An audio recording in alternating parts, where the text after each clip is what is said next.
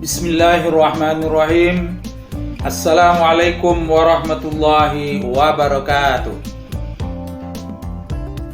Alhamdulillahillazi lam yattakhidh walada wa lam yakul lahu syarikun fil mulk wa lam yakul lahu waliyyun minaz zulli wa kabbirhu takbira. Allahumma salli wa sallim ala nabiyyina Muhammadin wa ala alihi wa ashabihi wa man walah wa man tabi'ahu bi ihsanin ila yaumil qiyamah. Amma ba'du.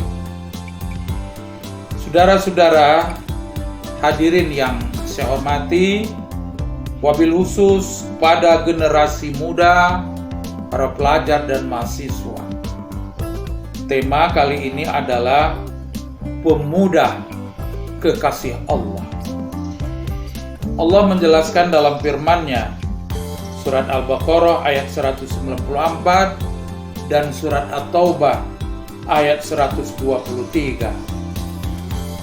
Wa'lamu annallaha ma'al muttaqin. Ketahuilah bahwa sesungguhnya Allah beserta orang-orang yang bertakwa. Di dalam surat Al-Jasiyah ayat 49 Allah menyampaikan, Wallahu waliyul muttaqin. Allah adalah wali, pelindung bagi orang-orang yang bertakwa. Di dalam surat At-Taubah ayat 7 Allah tegaskan, Innallaha yuhibbul muttaqin. Sesungguhnya Allah mencintai orang-orang yang bertakwa. Semoga kita semuanya termasuk orang-orang yang dicintai oleh Allah Subhanahu wa ta'ala. Dalam kesempatan ini, soal pemuda soleh ini, pemuda kekasih Allah, akan saya sampaikan sebagaimana terdapat dalam sebuah kisah di dalam buku Mausu'ah Gharaib karya Imam Ahmad Shalim Badwilan. Pemuda yang soleh itu kuliah di Riyadh. Dia anak yang pintar, anak yang selalu berbakti kepada orang tuanya.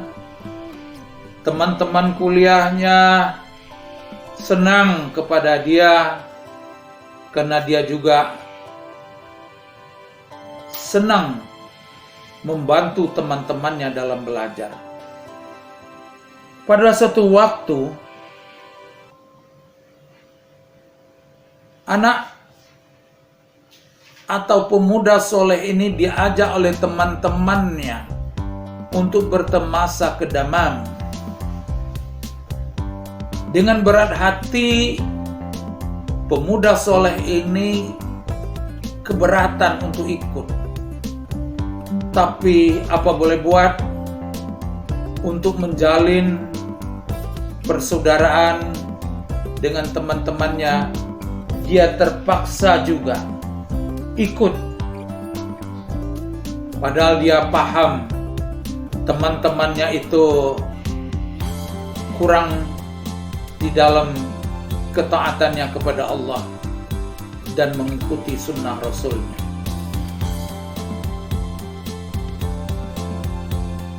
Dengan mobil mewah milik temannya, mereka berangkat 4 orang dari Riyadh menuju ke Damam.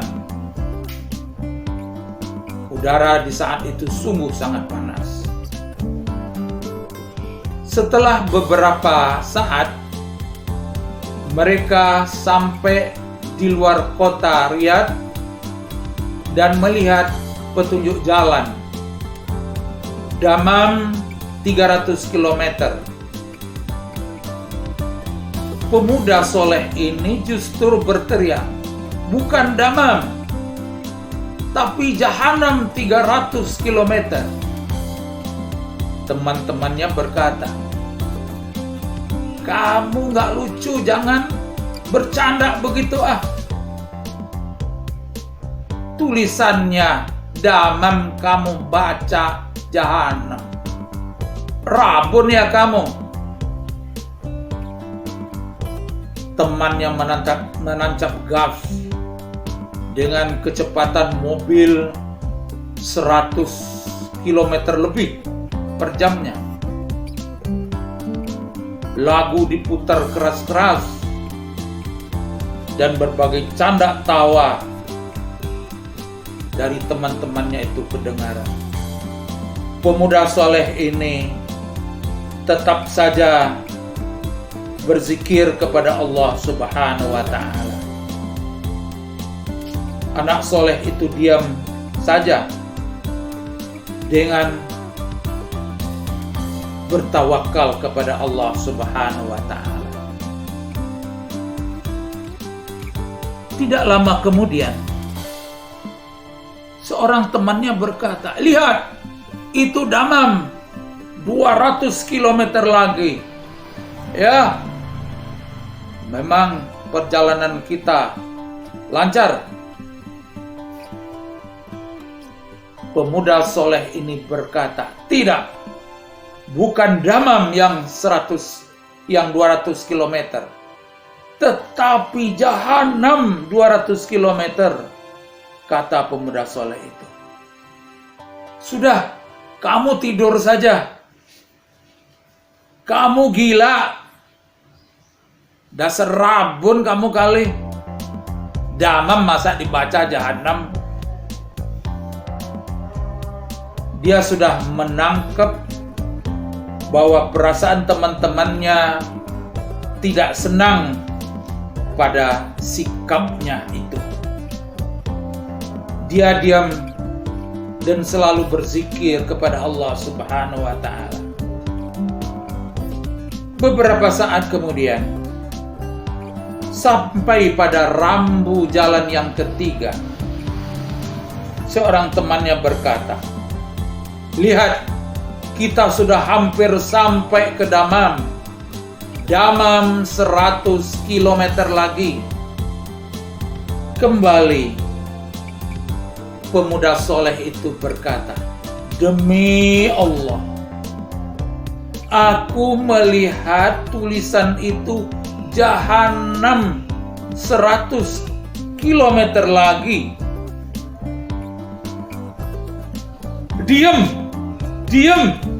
Diam, serentak temannya yang bertiga itu mengucapkan kepada anak yang soleh itu, candaanmu tuh norak, kampungan, dasar anak badui.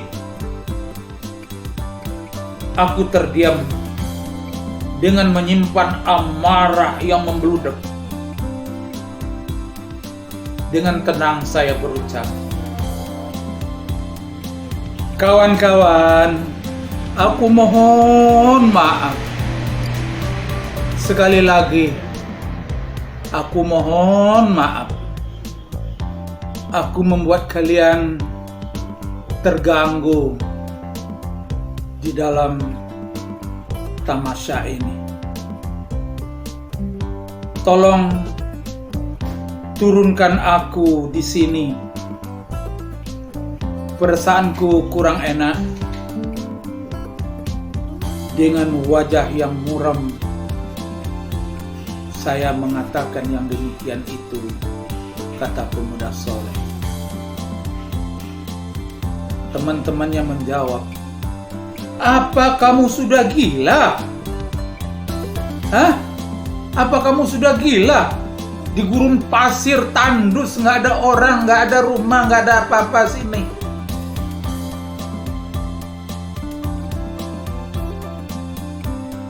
Tidak ada fasilitas apapun juga di sini. Pemuda soleh itu menjawab, sudah, tidak mengapa. Saya bertawakal kepada Allah. Mudah-mudahan saya mendapat tumpangan kendaraan menuju Riyadh. Lalu temannya menurunkan aku di kilometer 100 kilometer menjelang Dammam itu. Dengan langkah berat, aku turun dari mobil, lalu menyeberangi jalan yang berlawanan arah dari arah yang tadinya arah ke Dammam, sekarang yang saya menunggu yang ke arah Riyadh kembali.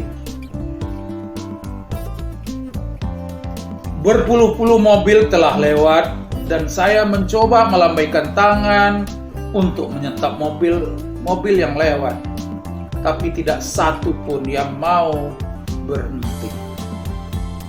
Hampir 3 jam saya menunggu kendaraan yang dapat membawa aku.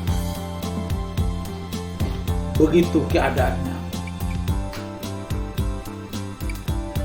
Setelah hampir 3 jam itu, aku mendapatkan tumpangan sebuah truk. Begitu saya stop, dia berhenti dekat dengan aku. Aku naik dan duduk di samping supir. Lalu begitu aku tutup pintu truk itu, supir langsung menjalankan truknya dengan kecepatan yang cukup tinggi. Saya memandang ke wajah supir truk, kelihatannya muram, kelihatannya seperti orang ketakutan. Diam 1000 bahasa. Beberapa saat kemudian saya merasa keadaan sangat kaku, tidak enak dalam perjalanan tanpa ada pembicaraan sama sekali. Aku, kata pemuda soleh, mencoba bertanya terlebih dahulu kepada supir truk. Apakah kita boleh ngobrol dalam perjalanan ini, Pak? Dijawab oleh supir, oh tentu boleh. Boleh sekali, tidak mengapa. Saya senang kok. Terima kasih. Malahan supir itu yang bertanya terlebih dulu kepada aku. Adik kenapa ada di tempat yang sepi itu tadi? Hah? Sendirian, gak ada teman, gak ada siapa-siapa. Begini Pak, rencana saya akan pergi ke Dammam. Tiba-tiba saya merasa tidak enak. Lalu saya minta turun pada kilometer 100 kilometer menjelang Dammam. Saya diturunkan dari mobil yang saya tumpangi. Lalu aku menunggu di tempat tadi itu. Alhamdulillah, Bapak bisa membawa saya balik ke Riyadh. Terima kasih sebelumnya Pak Supir. Oh yang ngomong-ngomong, Bapak kelihatannya murung sekali. Apa Bapak capek? Tidak juga. Tapi saya masih ketakutan, Dek. Ketakutan. Melihat sebuah mobil jungkir balik beberapa kali setelah menabrak pembatas jalan. 3 mayat bersimbah darah. Saya sempat berhenti sebentar. Tapi kemudian saya melanjutkan perjalanan. Setelah ada beberapa mobil berhenti dekat kecelakaan itu. Tentu saja mereka melapor kepada pihak kepolisian. Maaf Pak, kata pemuda soleh. Kejadiannya di mana? Oh, sekitar 15 kilometer sebelum saya sampai ke tempat adik menunggu tadi. Korbannya anak muda sebaya dengan adik. Astaghfirullahalazim. La haula wa la quwata illa billahil aliyul azim. Astaghfirullahalazim. Selamatkan kami ya Allah. Amin, kata supir truk. Memang adik kenal dengan itu? Saya memendam saja. Lalu saya tanyakan, kira-kira kejadiannya bagaimana menurut Bapak? Demi Allah, saya melihat mobil dalam kecepatan tinggi, lalu menabrak pembatas jalan. Mobil ringsek, darah muncrat. Lalu mereka meregang nyawa di atas jalan itu. Astagfirullahaladzim. Itulah yang membuat aku ngeri melihatnya. Itulah yang membuat aku ngeri. Astagfirullahaladzim. La ilaha illallah. La haula wa la quwata illa billahil aliyul azim. Begitu ucapan kedua mereka dalam perjalanan. Lalu anak yang soleh, pemuda soleh itu membayangkan teman-temannya tadi. Dia memohon kepada Allah, ya Allah, ampuni mereka ya Allah. Aku tahu mereka sering berbuat maksiat, meminum minuman keras ya Allah. Ampuni mereka ya Allah. Hatiku tak berhenti bersyukur karena Allah melindungi aku. Bibirku berucap alhamdulillah. Ya Allah, Engkau telah bukakan mata batinku sehingga aku selamat. Aku berjanji ya Allah, sesampainya aku di Riyadh nanti, aku tidak akan berbuat maksiat siapapun yang mengajak aku di tempat aku kuliah.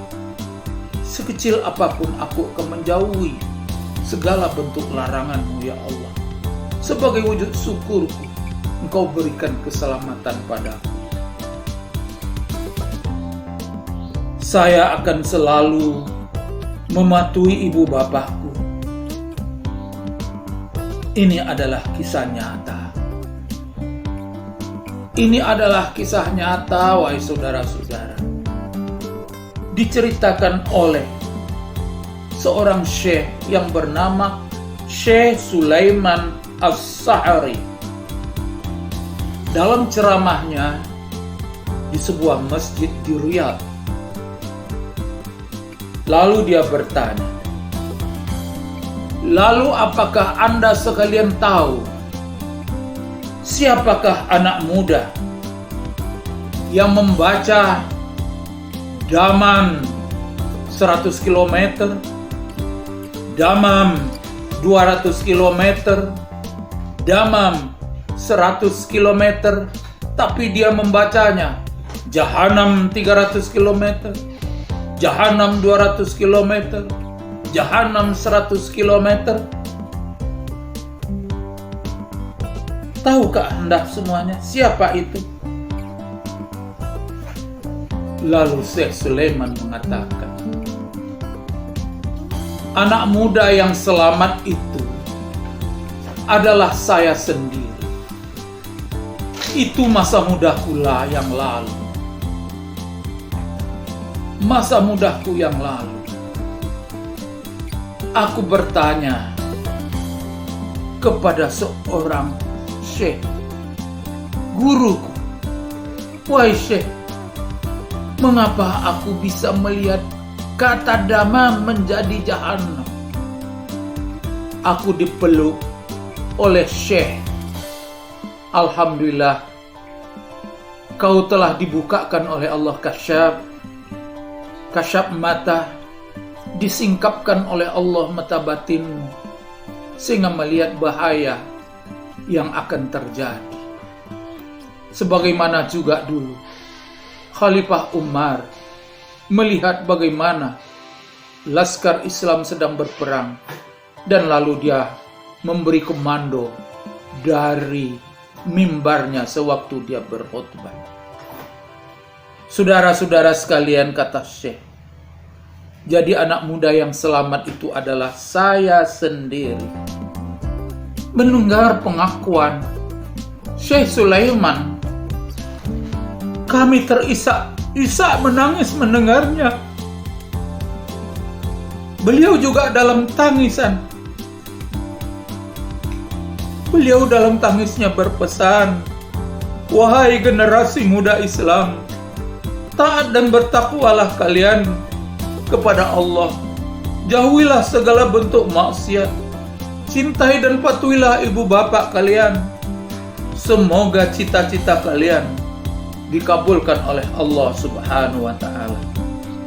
Jangan sampai seperti teman-teman masa mudaku dulu.